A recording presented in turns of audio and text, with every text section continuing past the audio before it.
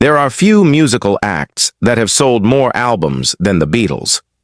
The band ranked as one of the top-performing names in the music industry from the moment they broke, and they've never stopped selling their collections, be they proper studio full-lengths, or, in the past few decades, compilations of their most famous singles. The Fab Four are still selling incredibly well to this day, especially in their home country. Two of the Beatles' releases break back onto the charts in the United Kingdom this frame.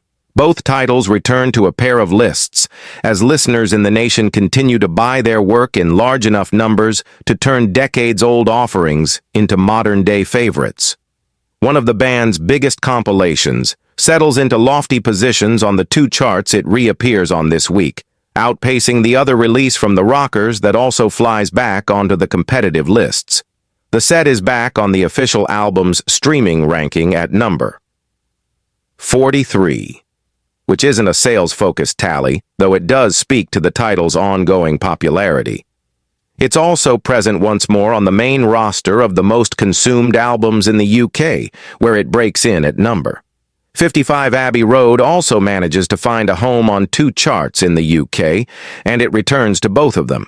The Blockbuster Project re-enters the official physical albums ranking at number 80, and it lands one spot below that rung on the official album's sales roster. Between those two titles, one is the only one that also appears on a third roster as well. The Greatest Hits set, which was released in 2000, falls from number 153 to number 91 on the official album downloads chart, where it is quickly nearing 500th stays. Somewhat surprisingly, one has only reached the throne on one of the three charts it lands on this week. The compilation has previously conquered the ranking of the most consumed albums, where it added to the band's list of champions decades after they split. Abbey Road, meanwhile, has dominated the two rosters it finds its way back to this frame. The Beatles are performing even better on the UK-based songs charts, as they have three hits going strong across a number of lists. I Want to Hold Your Hand approaches the top 10 on both the official vinyl singles number 12 and official physical singles number 13 charts.